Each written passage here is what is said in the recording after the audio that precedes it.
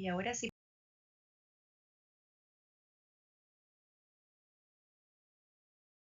pasamos a lo que es el asa de Henle. El asa de Henle pues tiene diferentes porciones con diferentes características. Tenemos inicialmente lo que es la rama descendente fina, que posee una alta permeabilidad al agua y además tiene una permeabilidad de baja a moderada para cloruro de sodio y otros solutos, principalmente por las características de estas células. Estas células no tienen eh, un borde en cepillo que sea relevante para el proceso de reabsorción y tienen muy pocas mitocondrias para permitir el transporte activo, pero sí es una zona de alta permeabilidad y esto eh, pues es relevante para los procesos donde está involucrada el asa de Henle en cuanto a concentración o dilución de la orina. Pero luego en la parte gruesa del asa de Henle vamos a tener que se da un proceso de reabsorción que va a estar dependiendo de una zona hipoosmótica en el túbulo.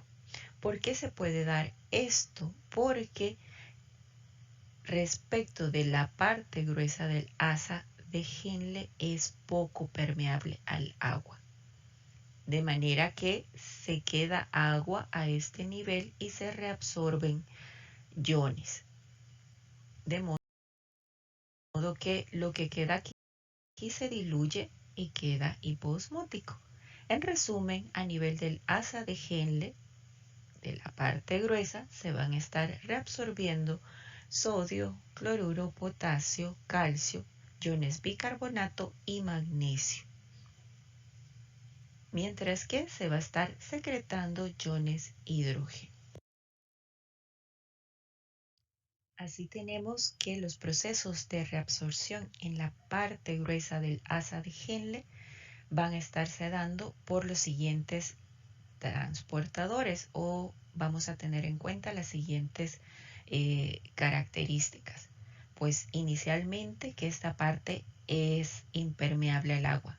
Eso va a influir fuertemente en que la luz del túbulo sea hipoosmótica, precisamente porque el agua se va a quedar en la luz del túbulo y los solutos, iones y otros elementos que hayan quedado en el filtrado se van a reabsorber, de manera que va a quedar el contenido de la luz del túbulo faltante en solutos, pero el agua se va a quedar ahí. Así que esto no lo olviden. Uno de los transportadores más relevantes a este nivel es el NKCC, que va a estar transportando potasio y iones cloruro con ayuda del gradiente de sodio. Este transportador lo deben recordar porque es una importante diana farmacológica que vamos a revisar ya cuando estemos en farmacología. Y tenemos que los potasios que están alimentando a este transportador van a estar siendo retornados del interior de la célula a la luz del túbulo por el transportador ROMK, que lo tenemos aquí. Entonces es relevante la presencia de este transportador para el buen funcionamiento del NKCC. Además, es relevante mencionar que a nivel de la parte gruesa del asa de Henle se van a estar reabsorbiendo diferentes iones por difusión paracelular. Entre ellos tenemos al sodio, al potasio y además el calcio y el magnesio. Este fenómeno no se está dando en otras partes de la nefrona, para que lo tengamos en cuenta. De manera que en el asa de Henle se están reabsorbiendo todos estos elementos. También hay reabsorción de bicarbonato, que ya conocemos cómo se da.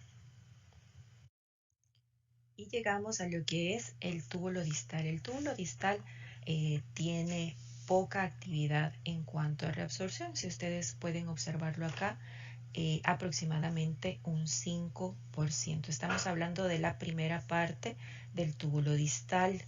Si ustedes observan, aquí se van a estar reabsorbiendo sodio, cloruros, calcio y magnesio. De manera que los transportadores a este nivel pues no van a ser tan abundantes como lo hemos visto en el túbulo proximal y en la parte gruesa del asa de Henle. Tenemos aquí lo que es el túbulo distal y la reabsorción, por supuesto, de sodio y cloruros. Esta reabsorción va a estarse realizando principalmente por el transportador NCC. Este transportador es un cotransportador de sodio y cloruros, como ustedes lo pueden ver aquí. Es un transportador sencillo, pero a nivel del túbulo distal tiene una importancia relevante porque también es una diana farmacológica y por lo tanto deben recordarlo. Algo que también es relevante a este nivel es que también es de cierta forma impermeable al agua, de manera que se reabsorben solutos, pero no agua, de manera que el líquido sigue siendo hipoosmótico. Siempre no faltará lo que es la sodio-potasio ATPasa en la membrana vasolateral y tenemos que a nivel del túbulo distal se puede recuperar, se puede reabsorber lo que es los iones cloruros a través de canales iónicos. De igual manera, siempre vamos a tener canales para iones potasio que van a servir en la retroalimentación de la sodio-potasio ATPasa y en parte para la reabsorción. Es muy bonita la célula del túbulo distal, ya que pues el transportador de importancia que vamos a recordar es el NCC. Y llegamos a lo que es el túbulo colector. Vamos aquí a revisar los procesos de reabsorción y secreción que pueden darse. Esto puede ser variable. Tenemos que la parte final del túbulo distal va a ser un poco semejante a la parte inicial del túbulo colector. Y también vamos a tener lo que es el conducto colector medular. ¿Qué vamos a estar observando acá? Pues lo que son diferentes células. Si se recuerdan, teníamos células principales y células intercaladas que van a estar desarrollando diferentes funciones que van a permitir la reabsorción de sodio y cloruros y la secreción de potasios. Esto principalmente desarrollado por las células principales. Y a nivel de las células intercaladas, pues va a depender de su tipo. Vamos a tener células intercaladas alfa y beta, como pueden recordar, y esto va a permitir una dinámica de reabsorción y secreción de iones bicarbonato, potasio e hidrógeno, que lo vamos a estar revisando con un poco más de detalle. Además, va a haber un control de el agua realizado hormonalmente por la ADH. A nivel del conducto colector medular también se van a estar dando procesos bastante semejantes y adicionalmente se va a estar dando el manejo de urea. Y ahora pasamos a lo que es la célula principal. La célula principal se encuentra en las partes finales del túbulo distal. En algunas bibliografías se diferencia como túbulo de conexión y en el túbulo colector. ¿Qué hace esta célula? Pues va a secretar principalmente potasio. Además, va a permitir la reabsorción de sodio a través de los canales epiteliales de sodio. A este nivel ya queda poco sodio por reabsorber. La mayoría fue reabsorbido a nivel del túbulo proximal y de la parte gruesa del asa de Henle por diferentes cotransportadores. Pero a este nivel vemos que ya es un canal exclusivo para el sodio. Además, a este nivel tenemos los canales de potasio, conocidos como ROMK, que pues son canales de potasio de la médula externa renal.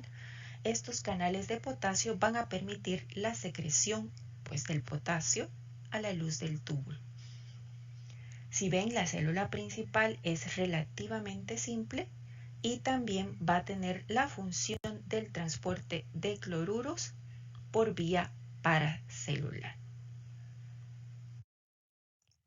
Así bien, vamos a tener que a nivel del túbulo colector principalmente vamos a tener células intercaladas. Estas células intercaladas pueden ser de tipo alfa o de tipo beta, o A y B. Estas células van a tener funciones contrarias. En el caso de las células intercaladas de tipo alfa, van a reabsorber iones bicarbonato mientras van a estar secretando iones hidrógeno. Como caso contrario, las células intercaladas tipo beta van a estar secretando iones bicarbonato mientras van a estar reabsorbiendo iones hidrógeno. Si ustedes pueden observar, son células con exactamente los mismos transportadores, pero intercambiados en sus membranas apicales y vasolaterales. Por ejemplo, también debo destacar que la disposición de estas células pues es la contraria de las que hemos venido viendo, pero acá tienen ustedes el vaso sanguíneo para que ustedes vean que acá tenemos la membrana vasolateral, la que da a los capilares peritubulares, y acá la membrana apical. Entonces tenemos el transportador tipo pendrina, que es un intercambiador de iones bicarbonato cloruro. Vean que se encuentra en ambas células, pero en la de tipo A se encuentra en la membrana vasolateral, mientras que en la de tipo B se encuentra en la membrana apical. De esta manera, en la célula de tipo A va a permitir que se transporten iones bicarbonato a lo que es el líquido intersticial y posteriormente retorne a la circulación. Esto es posible gracias a que el CO2 a nivel del líquido intersticial difunde a la célula y este CO2 puede combinarse con agua para formar iones bicarbonato. Ustedes saben que este proceso no es espontáneo y va a necesitar la anhidrasa carbónica. Este proceso es semejante en ambas células. Y luego los iones hidrógeno generados en la reacción, en el caso de la célula intercalada tipo alfa, va a ser secretado a la luz tubular por la bomba hidrógeno ATPasa. Y vean ustedes que estamos secretando hidrógenos a la luz tubular en la célula tipo A, mientras que estos hidrógenos van a ser bombeados al líquido intersticial en la célula tipo B y luego llevados a la circulación. Aquí estamos reabsorbiendo iones hidrógeno. Finalmente tenemos que esos hidrógenos también se van a disponer a través de la hidrógeno potasio ATPasa. En la célula intercalada tipo A está en la membrana apical con el objetivo de secretar hidrógenos, mientras que en la célula intercalada tipo B se encuentra en la membrana vasolateral para poder reabsorber hidrógenos. La célula intercalada tipo B va a ser la única que va a tener la capacidad de reabsorber iones cloruro.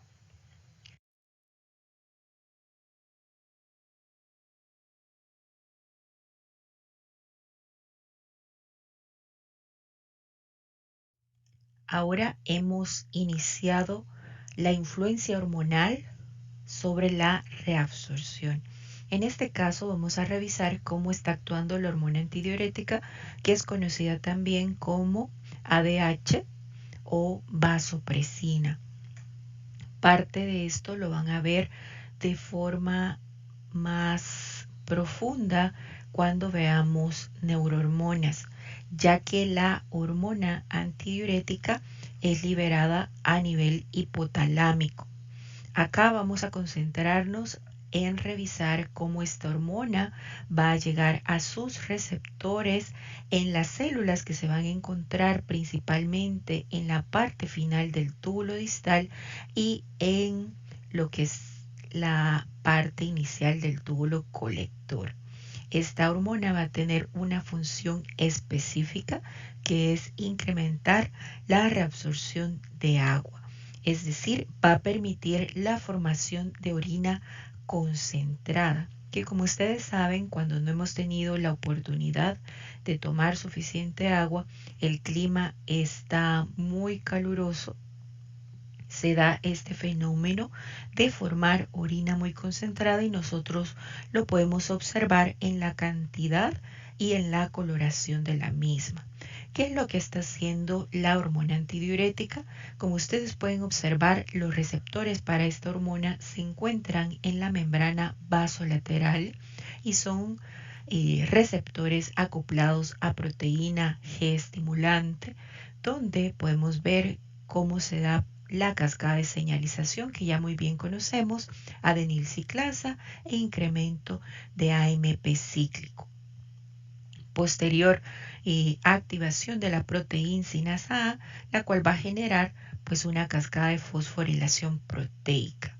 Además, los diferentes intermediarios en esta cascada de fosforilación van a permitir la fosforilación de elementos de respuesta a nivel nuclear.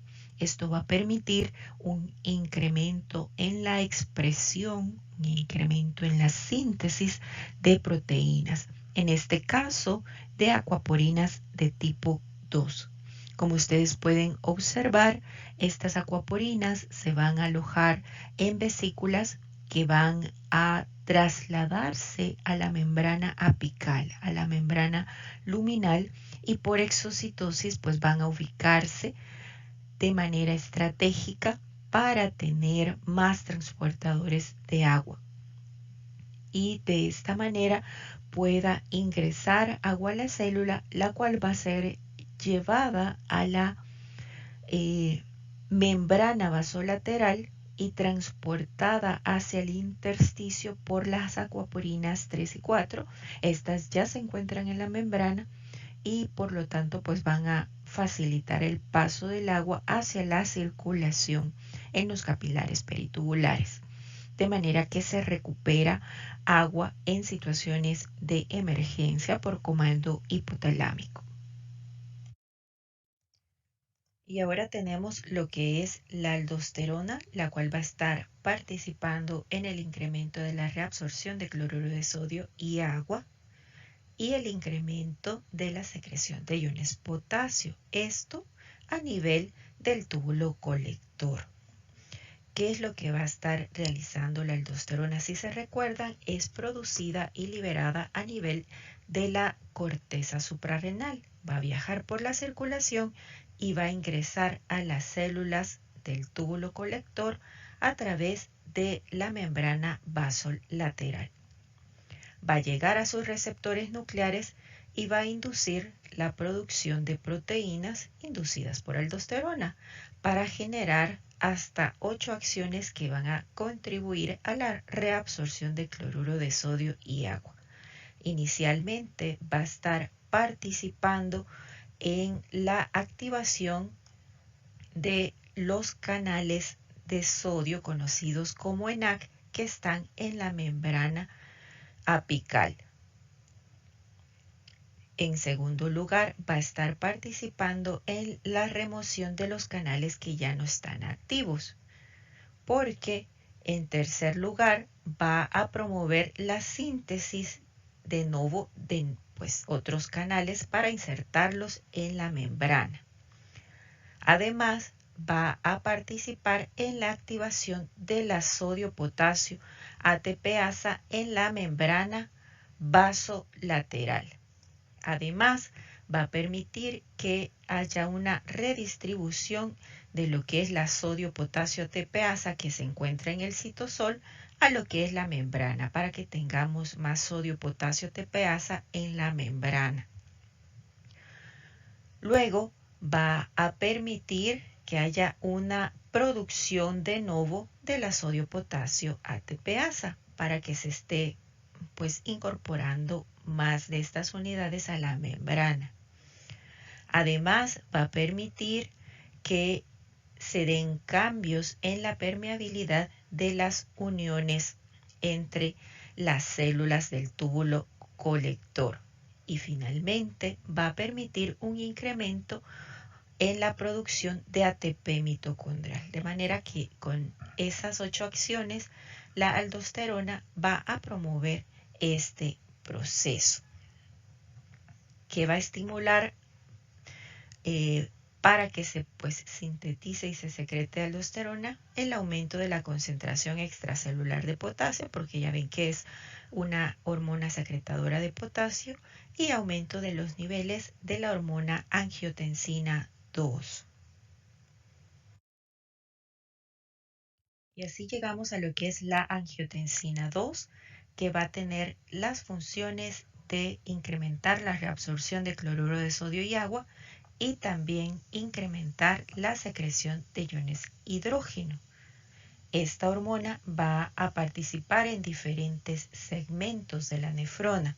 Inicialmente va a participar a nivel del túbulo contorneado proximal, a nivel de la porción gruesa del asa de Henle, a nivel del túbulo distal y a nivel del túbulo colector, de manera que va a tener una acción en casi toda la nefrona. Entonces, ¿qué es lo que va a estar realizando esta hormona? Pues esta hormona va a estimular la secreción de aldosterona. Ya hemos visto todas las acciones que está desarrollando pues esta hormona. Y luego también va a intervenir en la contracción de las arteriolas eferentes. Además, va a estimular directamente la reabsorción de sodio en los túbulos proximales, el asa de Henle, el túbulo distal y el túbulo colector. ¿Cómo lo va a estar haciendo? Pues bueno, cuando esta hormona se une a sus receptores AT1, que pueden estar tanto en la membrana apical como en la vasolateral, pues va a provocar la activación de diferentes transportadores. En el caso de la membrana vasolateral, pues va a estar activando a la sodio-potasio ATPasa. Además, va a activar al cotransportador de bicarbonato sodio. En el caso de la membrana apical, va a activar al intercambiador de hidrógenos y sodio, de manera que de esta forma va a estimular la secreción de iones hidrógeno y va a permitir la reabsorción de iones sodio. De esta forma va a estar actuando la angiotensina 2. Para finalizar, quiero que les quede este resumen. En este resumen están las diferentes células de diferentes porciones de la nefrona que van a contener los principales transportadores que ustedes no deben perder de vista y de los cuales ustedes deben conocer su funcionamiento. Tenemos en este caso la porción coloreada en verde, que ustedes saben que es el túbulo proximal, en su parte contorneada y en su parte recta. En este caso tenemos acá las células que representan al túbulo proximal. De acá los transportadores que no debemos olvidar son pues el transportador sodio-glucosa, el intercambiador sodio-hidrógeno y los transportadores GLUT. Esto para resaltar algunos transportadores. Sin embargo, pues tenemos que tener en cuenta que todos son importantes. Siempre recordar la ubicación de la sodio-potasio ATPasa en la membrana vasolateral, recordar los transportadores activos secundarios, en donde va a estar participando el sodio como fuente de energía, pues van a estar ubicados principalmente en la membrana luminal. También debemos recordar que la enzima anhidrasa carbónica está presente en las células del túbulo proximal y va a tener una participación importante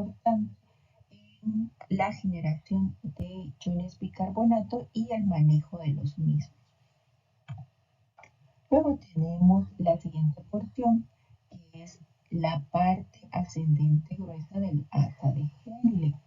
En este caso vamos a tener los transportadores de importancia que van a ser principalmente el NKCC, es decir, el cotransportador sodio-potasio 2-fluoruro. Como ustedes pueden observar, todos van en la misma dirección. Este transportador hemos enfatizado que no lo debemos olvidar porque es una diana farmacológica. Luego tenemos el túbulo contorneado distal. ¿Qué es lo que vamos a encontrar de importancia en este túbulo? Pues vamos a tener el principal transportador, que es el cotransportador sodio-cloruro, como ustedes pueden observar. Este transportador también es una diana farmacológica que no debemos olvidar. Luego tenemos el conducto colector, en este caso cortical. ¿Qué es lo que vamos a encontrar aquí? Vamos a encontrar principalmente canales epiteliales de sodio que vamos a conocer como ENaC, que van a permitir la reabsorción de sodio a este nivel. También tenemos los canales ROMCA que van a permitir la secreción de potasio. Esto, como ustedes pueden observar, se está realizando a nivel de la célula principal, donde la aldosterona va a actuar en sus receptores nucleares para estimular la producción de proteínas como el ENaC. Además, debemos tener en cuenta que en las células principales también vamos a tener receptores para la vasopresina, es decir, la hormona antidiurética o ADH, que va a estar permitiendo que se exprese más acuaporinas en la membrana luminal para permitir la reabsorción de agua. Además, vamos a tener en cuenta que en las células intercaladas vamos a tener los transportadores activos de iones hidrógeno, la hidrógeno ATPasa y la hidrógeno potasio ATPasa. Recuérdense siempre que hay células intercaladas de dos tipos, A y B, y esto va a depender la disposición de los transportadores. Finalmente, vamos a tener la última parte del conducto colector. Acá lo que vamos a tener de importancia, vamos a recordar también que aquí hay canales epiteliales de sodio. En este caso no lo vimos durante la clase, pero es también importante que sepan que hay receptores para el péptido natriurético auricular, que va a estar evitando la reabsorción, en este caso, de sodio a través de los ENaC. También hay receptores para vasopresina y lo último es que el manejo de la urea se da en esta parte final de la nefrona. Y este es el resumen que tenía para ustedes de lo que es el proceso de formación de orina. Si ustedes lo pueden observar, hemos visto durante toda esta clase cómo se pueden rescatar todos los iones, todas las sustancias útiles del filtrado glomerular para que regresen a la sangre. De modo que en el filtrado glomerular solo queden aquellas sustancias que ya no son útiles y que pueden descartarse en la orina. Llegamos hasta aquí con la clase y les agradezco como siempre su atención. Hemos ahorrado un poquito de tiempo aquí. Esta clase estaba programada para 2 horas, pero como empleamos más tiempo en la anterior, pues nos vamos a quedar con hasta aquí con esta clase.